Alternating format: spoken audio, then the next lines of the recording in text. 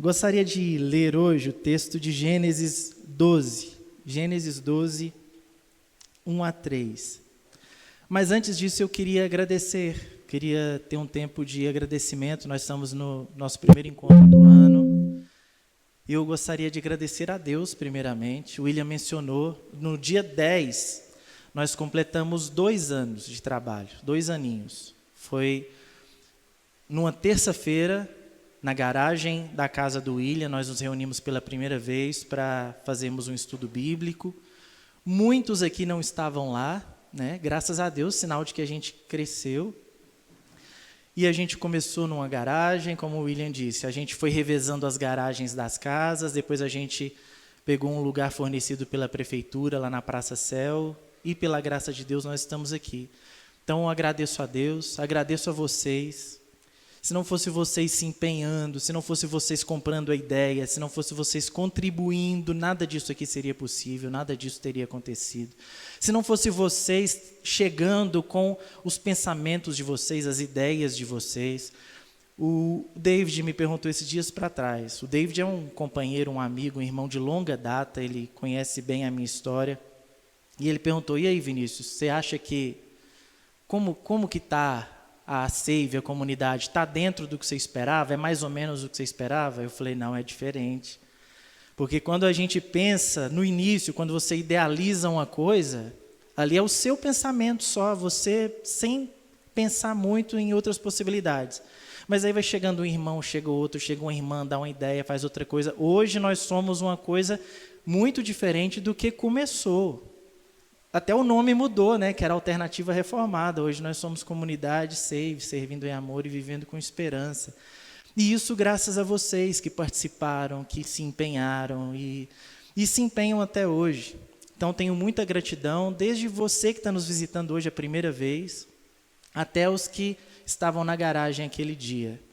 Agradeço pela confiança, agradeço por acreditar no trabalho, por ser parceiro, por comprar essa briga, às vezes quase que se torna briga em algumas situações, por comprar a briga comigo e por participar disso aqui tudo. Por tudo que vocês fazem, pelo lanche que vocês proporcionam ali no final, a gente se reúne, como isso é fundamental, esse momento de lanche, de comunhão, pela lavação da igreja. Hoje eu vim aqui à tarde, passar a tarde aqui na igreja, a hora que eu abri assim, deu aquele cheiro de coisa nova, de coisa recém-lavada, um cheiro gostoso. E eu pensei, Deus, muito obrigado. Porque os irmãos, eles estão se revezando. A lista está aberta, inclusive, tá? A lista, quem quiser participar da lista do revezamento de lavação da igreja, a lista está aberta. Os irmãos vão se revezando e vão lavando e vão servindo no que podem. O que eles veem que pode ser feito, e eles pensam, eu posso ajudar nisso. Eles vão e fazem. Então, gente, muito obrigado, que Deus nos abençoe, abençoe o nosso novo ano e que tudo que nós fizermos seja para a glória de Deus. Agradeço o David que, como eu disse, a gente já se conhece há muito tempo e ele tem frequentado aqui de vez em quando. Na última ceia, o William pediu o David para servir a ceia, o David bateu com tudo naquela porta lá, porque a porta estava fechada. E ele continua vindo, eu não sei o que está acontecendo. Achei que ele não ia vir mais. Então, Deus abençoe, David. Vamos ler Gênesis 12. Gênesis 12 é o chamado de Abrão. Abraão. Deus vai mudar o nome de Abrão para Abraão mais tarde na sua história. Então, às vezes eu vou chamar Abraão. Vocês sabem que eu estou falando da mesma pessoa, é muito fácil confundir. Mas é o chamado de Abrão. Então, Deus vai convidar Abrão para uma aventura, é isso que a gente vai ler aqui agora. Diz assim, então o Senhor disse a Abrão, saia da sua terra, do meio dos seus parentes e da casa de seu pai, e vá para a terra que eu lhe mostrarei. Farei de você um grande povo e o abençoarei, tornarei famoso o seu nome e você será uma bênção. Abençoarei os que o abençoarem e amaldiçoarei os que o amaldiçoarem. Por meio de você, todos os povos da terra serão abençoados. Muita bênção, né, gente? Muita bênção, muito abençoarei, abençoados, abençoarei. É o chamado de Deus para Abrão. Tem um sociólogo, o Otto Maduro, ele define religião de um modo que eu gosto muito. Não é a primeira vez que eu falo dessa definição do Otto Maduro aqui. Ele diz que a religião é o conjunto de discursos e práticas referentes a seres anteriores e superiores ao ambiente natural e social, com os quais os fiéis desenvolvem uma relação de dependência e obrigação. Então, vamos mais uma vez. Para o Otto Maduro, religião é um conjunto de discursos e práticas referentes a deuses, a seres anteriores e superiores a nós, com os quais os fiéis desenvolvem uma relação de dependência e obrigação. Dependência e obrigação. Religião tem a ver com dependência e obrigação. Tem a ver com rituais, tem a ver com fazer coisas para agradar os deuses, agradar a Deus, ou amenizar a ira dos deuses ou a ira de Deus. Tem a ver com fazer por merecer, é religião. Quando nós olhamos para Abrão, nós entendemos, estudando um pouco o contexto, nós entendemos que Abrão morava num lugar extremamente religioso. Abrão, a Bíblia diz que ele era de Ur dos caldeus, um lugar localizado na Suméria, que depois foi dominado pelos caldeus, por isso Ur dos caldeus, mas Ur, Uruk, Nippur, foram das primeiras cidades que nós conhecemos, das primeiras cidades da civilização humana. Abrão cresceu e se desenvolveu nesse lugar. Ele pertencia a essa cultura. E essa cultura, essa região, esse lugar, era politeísta. Eles acreditavam em vários deuses, em várias divindades. Abraão, ou Abrão, era politeísta. Abrão acreditava em vários deuses, em várias divindades. Abrão era um cara extremamente religioso, que refletia a religiosidade do seu tempo e do lugar onde ele estava. Só para vocês terem uma ideia, para a coisa não ficar tão vaga, Abrão possivelmente servia a um Deus. Abrão prestava suas obrigações e tinha as suas dependências de um Deus, ou com um Deus chamado Sim. Sim. Pensa num Deus positivo. Sim, era o Deus de Abrão. Só que é Sim com N, que é pecado em inglês, né? Não sei se tem algum mistério aí, mas Abrão servia ao Deus Sim. Esse Sim, que também podia ser conhecido como Nana em algumas regiões da Mesopotâmia, esse Sim era o Deus da sabedoria, o Deus que era relacionado à lua, à velhice, a um pensamento de sabedoria, de experiência. Esse Sim era casado com uma deusa também da Mesopotâmia. E tinha que ser uma deusa, não podia ser julgo desigual. Deus casa com Deus. Então, o Deus Sim, o Nana, era casado com uma deusa chamada Ningal. Ningal. Não Mingau. Mingau é deus dos mineiros. A Ningal era a deusa da Mesopotâmia. Essa deusa era a deusa da cana, a deusa do metal. Deuses que Abraão possivelmente venerava e servia. Esses dois deuses tiveram uma filha, uma deusinha, né? Uma filha, chamada Istá. Istá. Istá era a deusa do amor, a deusa da atração sexual e a deusa da guerra. Eu achei isso muito interessante. Ela era, ao mesmo tempo que ela era a deusa do amor e da atração, ela era a deusa da guerra. Devia ser a deusa do casamento, né? Amor, atração e guerra. E pensa, o Abrão servia a esses deuses e tinha para com esses deuses as suas obrigações, as suas responsabilidades. Possivelmente ele temia o que poderia acontecer com ele. Porque os deuses da Mesopotâmia, a lógica é que os deuses da Mesopotâmia criaram os homens para serem seus escravos, para serem seus servos.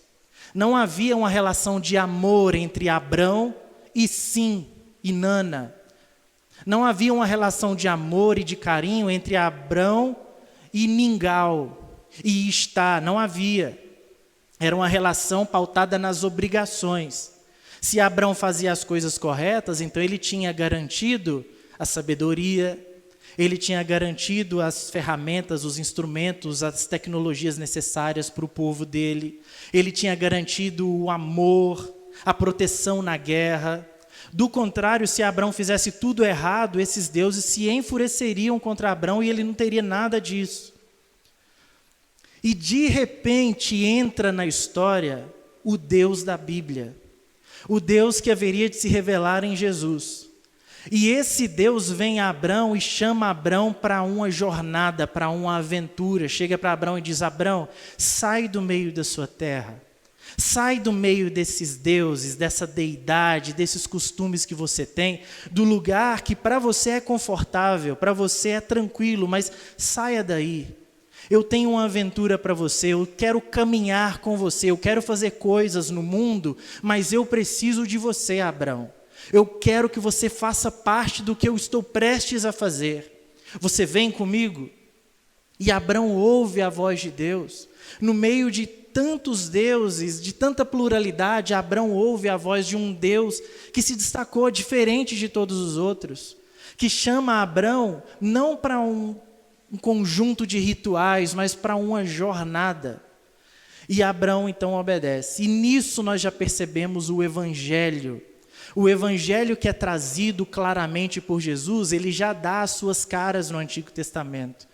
E eu gostaria que nós olhássemos para esse texto, tentando encontrar aqui o Evangelho de Jesus e como ele rompe com a nossa lógica religiosa. Como o Evangelho de Jesus rompe com um pensamento religioso. Pensamento esse que já existia lá em Abrão, mas que existe ainda entre nós, que está não apenas no meio evangélico ou no meio religioso do Brasil, mas pode, às vezes, estar habitando no nosso coração. E eu gostaria que vocês olhassem para o texto comigo e a gente vai vendo como o Evangelho modifica a nossa forma de ver as coisas e a religião. O primeiro versículo já começa dizendo: então o Senhor disse a Abrão. Só isso aqui já é um esculacho. O Otto Maduro vai dizer que ser atendido pelos deuses, receber a bênção dos deuses, ou então a maldição, o castigo, vai depender do desempenho do cara.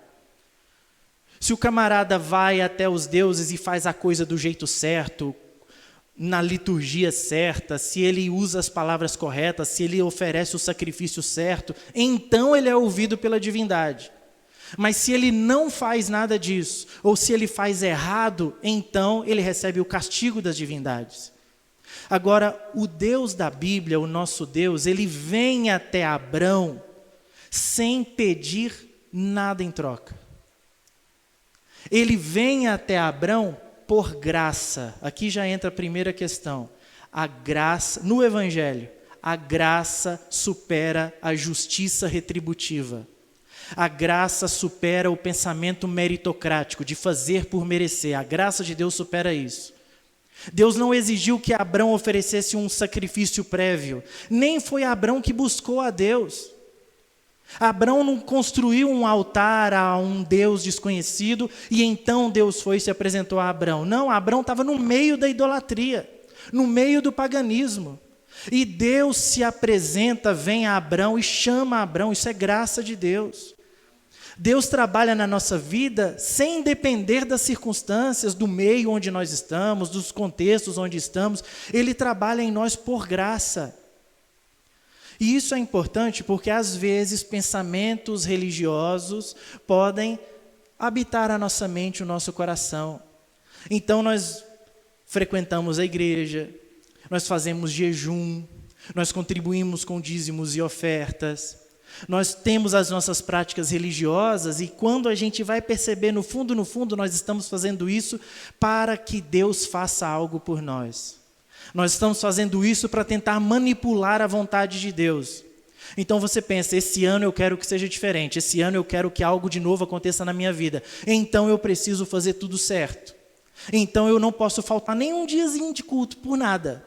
Eu tenho que dar-lhe 10% do dízimo, não pode ser 9, não pode ser 11, tem que ser os 10, senão o gafanhoto vai fazer um estrago na minha vida.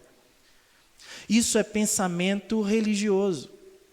Ou então, quando as coisas começam a dar errado para nós, porque às vezes dá, aí a gente, não sei vocês, mas eu acho que vocês também, em algum momento vocês já pensaram, quando as coisas começam a dar errado, o que eu fiz de errado?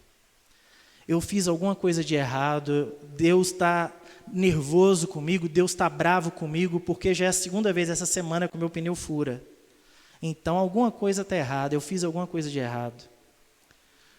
E aí a gente começa a puxar na memória algum pecado, alguma coisa que você fez de errado. Eu não sei se com vocês é assim, mas essa pesquisa para mim é muito rápida, porque eu faço coisa de errado, eu faço coisa errada assim, que eu consigo lembrar rápido. E aí logo eu penso, foi por isso que eu fiz de errado, que Deus não está me abençoando, é por isso, eu sabia, eu não devia ter feito isso, não devia ter falado aquilo, não devia ter estado naquele lugar, foi por causa disso que Deus não me abençoa. Isso é uma lógica religiosa, mas é contrária ao Evangelho. Porque no Evangelho, Deus faz o que faz por nós, porque Ele nos ama. Não é por causa do nosso desempenho religioso, é por causa da relação que nós temos. É por causa do amor e do cuidado de Deus, é por causa disso que Ele faz. E se você continuar lendo aí ainda no versículo 1, Deus vai dizer, Abrão, sai aí do meio onde você está, vai para a terra que eu lhe mostrarei. Vai para uma terra que eu lhe mostrarei. Aqui o Evangelho nos ensina que a confiança vence o medo. Abrão, eu tenho algo para fazer na sua vida e através da sua vida. Vem comigo. Você confia em mim? Não estou te oferecendo um conjunto de práticas, de dogmas para você seguir. Não estou te oferecendo um sistema, Abrão. Eu estou te oferecendo uma caminhada, um relacionamento. Você confia em mim? Eu vou lhe mostrar um lugar, eu vou lhe mostrar um destino que vai muito além de tudo o que você pensou. Você confia em mim, Abrão? E Abrão confiou no Senhor. Abrão deu ouvidos ao que o Senhor disse. Se você conhece a história de Abrão, se não conhece, você pode ler daí em diante. Você sabe que Abrão passou por momentos de medo, por momentos de incerteza, por momentos de dúvida. Mas em todos esses momentos prevaleceu a confiança de Abrão em Deus. Em todos esses momentos prevaleceu o carinho, o amor e o afeto de Deus para com Abrão, coisa que Abrão não tinha das outras deidades de onde ele veio. Deus cuidando e Deus fazendo coisas para Abrão sem ele merecer. Abrão é chamado de o pai da fé, mas vai ver as burradas que Abrão já fez na história dele. Abrão creu, apesar dele ser finito, dele ser problemático, dele ter as questões dele. Abrão creu. O texto de Romanos, o texto de Tiago vai dizer que isso foi creditado como justiça para Abrão. Abrão confiou. O nosso chamado é para confiar, porque as religiões operam pelo medo. A base das religiões é medo e culpa. Você tem medo de que algo não aconteça com você, você tem medo de não ser aceito por Deus, você tem medo de que você perca algo na sua vida, então você se agarra à religião. E você faz tudo o que é possível para que essas coisas ruins não aconteçam com você. E quando você falha, porque você falha, nós somos falhos, então vem a culpa. E a culpa te diz, ixi, agora já era, agora Deus vai te castigar, porque você não foi bom, não foi boa o suficiente. E então nós nos sentimos culpados e nós nos angustiamos e nós oferecemos mais sacrifícios para que Deus se agrade mais ainda da gente e aplaque a sua ira. Deus nos chama para uma vida de confiança. Eu espero sinceramente que nenhum de vocês esteja congregando aqui, participando dessas reuniões por medo. Nós temos que estar aqui por causa da confiança que temos em Jesus. Temos que estar aqui por causa do amor que temos por Deus e uns pelos outros. A gente tem que vir para cá porque é bom estar aqui, porque é bom a gente parar um tempo ali e lanchar junto. Porque é bom a gente, como igreja, se reunir e cantar as músicas, e a gente trocar ideia, conversar, isso é bom, é por isso que a gente congrega, é por isso que a gente se reúne. Não pode ser por ameaça e por medo. Isso não é o Evangelho. O Evangelho nos liberta e nos coloca a andar e a viver uma vida de confiança. Entrando no versículo 2, farei de você um grande povo e o abençoarei. Eu farei de você. Olha o que Deus diz para Abrão. Abrão, eu farei de você. Eu tenho coisa para fazer, mas isso que eu tenho para fazer, eu preciso de você para fazer. Eu quero te convidar para ser parceiro numa missão. Isso era inimaginável, gente. Num momento, num lugar onde os deuses tratavam os seus fiéis como escravos, onde os deuses eram impacientes, eram irritados, e a qualquer coisa eles estavam dispostos a derramar sua ira. Abrão ouve agora um Deus de misericórdia chamando ele para participar de algo que eles iriam fazer juntos. O Dallas Willard diz que oração é uma conversa com Deus acerca daquilo que estamos fazendo juntos. Eu acho isso muito bonito. Uma conversa com Deus, orar é conversar com Deus acerca do que Deus está fazendo comigo, em mim, através de mim. Deus faz conosco. Isso mostra que o Evangelho é o relacionamento superando o ritual.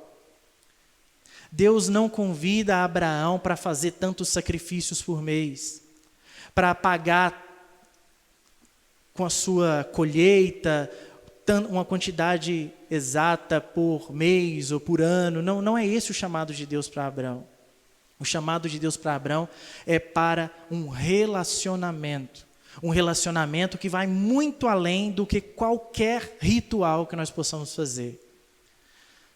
Isso é importante nós entendermos, porque o que Deus tem para nós é culto. Que a nossa vida seja um culto. Culto não é um momento, não é um lugar especial, sagrado. Não é uma hora sagrada onde Deus só ali naquele momento para te ouvir. Culto é a nossa vida, vida é culto e culto é vida. O culto é a vida do crente, é nós estarmos em conexão com Deus, em relacionamento com Deus o tempo todo. E vale a pena destacar que o Evangelho rompe com a religiosidade, o Evangelho rompe com essa religião morta, mas isso não significa que nós temos que viver uma vida de permissividade. O Evangelho não é um convite para nós vivermos fazendo tudo o que nós quisermos, tudo o que nos der vontade. Nós irmos para o lugar onde o nosso nariz aponta e seguimos os nossos impulsos. O Evangelho não é um convite para isso. Porque o Evangelho é convite para a liberdade, liberdade do sistema religioso, da prisão da religião, mas liberdade também das prisões que existem dentro de nós, das cadeias que existem dentro de nós. É por isso que obedecer ao Evangelho e observar o Evangelho é ampliar o culto na nossa vida, de modo que toda a nossa vida agora passa a ser encarada como culto. Nós não distinguimos os lugares, aqui é igreja, aqui é culto, aqui eu tenho que me comportar, aqui eu tenho que ter cuidado com o que eu falo, porque aqui eu estou diante de Deus, é o lugar sagrado. Se subir aqui em cima, então, aqui é altar, aí se estiver em pecado, morre. A gente tem que parar com essa concepção e entender que nós estamos o tempo todo em culto. Toda a nossa vida, tudo o que fazemos é culto a Deus. E entendendo isso, entendendo que tudo o que fazemos é culto a Deus, então nós vamos trazer a concepção de que o que fazemos, o que cultuamos, a forma como vivemos, nós fazemos em gratidão a tudo o que Deus fez por nós, não por medo, não por ameaça, não porque nós cumprimos rituais, não. E eu preciso dizer a vocês, irmãos, porque isso vale para vocês, vale para mim. Se nós estamos vindo aqui e nada mudou na nossa consciência, porque conversão é mudança de consciência, mudança de mente. Se nada mudou na nossa consciência nesse período todo que nós estamos aqui, você só mudou o lugar de praticar os seus rituais e as suas obrigações. Você continua sendo religioso. Se nada mudou na forma como você enxerga o mundo, Deus e as pessoas, se nada mudou, se nada mudou na forma como você ama, se nada mudou na forma como você cuida, na forma como você se importa, se nada mudou, você é a mesma pessoa velha de sempre, só que agora frequentando a Save. Só que agora frequentando um outro lugar que você achou legal, um lugar da sua preferência. Se nada mudou na sua consciência, então você ainda precisa de conversão. Eu ainda preciso de conversão. Porque o Evangelho muda a nossa consciência. Não muda as nossas roupas. Não muda as nossas palavras simplesmente. Tem gente que mede santidade no outro pela roupa que o outro está. Ah, aquele ali é santo, olha a roupa que ele está. Aquela lá é santa, olha o vestidão. Olha a roupa comprida. Ali tem santidade. Ou então, olha, aquele ali é crente de verdade, olha lá a forma como ele fala. E o cara está cheio de evangeliquez, de expressões que ele aprende pelas igrejas. Sabe o vocabulário cristão, sabe o vocabulário crente, mas tem um coração cheio de amargura, cheio de podridão. Isso não é conversão, isso não é mudança de consciência. Mudança de consciência é para além da casca.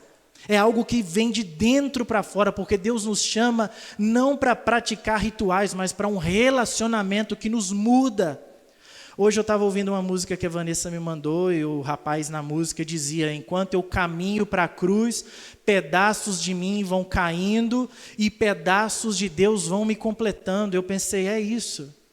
A vida cristã é um caminhar com Deus, é um relacionamento com Deus, e nesse relacionamento eu vou mudando. Se eu estou me relacionando, ou se eu penso estar me relacionando e nada mudou, então eu não estou me relacionando. Nós precisamos nos relacionar com Deus, porque o chamado de Deus é para relacionamento. E, para terminar aqui no finalzinho do versículo 2, diz assim, esse é o versículo 3. Tornarei famoso o seu nome, e você, Abrão, você será uma bênção. Você será uma bênção. Aí eu parei para pensar, o que é uma pessoa abençoada? E isso aqui já define, o abençoado é aquele que procura ser e não ter. O que Deus quer para mim e para você, não é que você tenha uma bênção, é que você seja uma bênção. Deus não nos chama para ser um depósito de bênçãos e Ele vai dando bênção para nós e a gente vai enchendo os nossos depósitos de bênçãos. Não é para isso. Deus nos chama para ser canais de bênção. A nossa vida deve ser o lugar onde a bênção passa e atinge os outros. Deus diz para Abrão: Abrão, em você todas as famílias da terra serão abençoadas. Quer bênção maior que isso? Eu vou fazer isso através de você. Sê tu, tem uma Bíblia que diz assim, né? Sê tu uma bênção, seja você uma bênção. Não é para você ter bênção, é para você ser bênção. Então nós sabemos que a pessoa abençoada por Deus não é a pessoa que tem muitas coisas, mas é a pessoa por meio de quem Deus faz muitas coisas. Essa é a pessoa abençoada. A pessoa que é usada como um instrumento por Deus. E eu acho tão bonito, porque eu nem mencionei ainda o versículo 3, mas no versículo 3 Deus diz para Abrão: Abrão, eu vou abençoar os que te abençoarem e eu vou amaldiçoar os que te amaldiçoarem. Quer dizer, eu vou ser amigo dos seus amigos e eu vou ser inimigo dos seus inimigos, Abrão. E talvez o Abrão aqui pudesse dizer para Deus: Deus, mas aí não adianta, porque o Senhor sempre vai chegar depois. O Senhor vai abençoar pessoas que já me abençoaram. E o Senhor vai amaldiçoar quem já me amaldiçoou. O Senhor vai prejudicar quem já me trouxe prejuízo. Não teria como, às vezes, o Senhor antecipar? O Senhor já amaldiçoar os que iam me amaldiçoar, que aí nada acontece comigo. O Senhor já me preserva. Mas eu entendo que nesse verso aqui Deus está dizendo para Abrão: Abrão, eu vou caminhar com você na dinâmica comum da vida. E na vida você vai encontrar pessoas que vão te abençoar. Na vida você vai encontrar parceiros, você vai encontrar gente que vai caminhar com você e vai te ajudar. Vão abençoar você. E eu vou abençoar essas pessoas.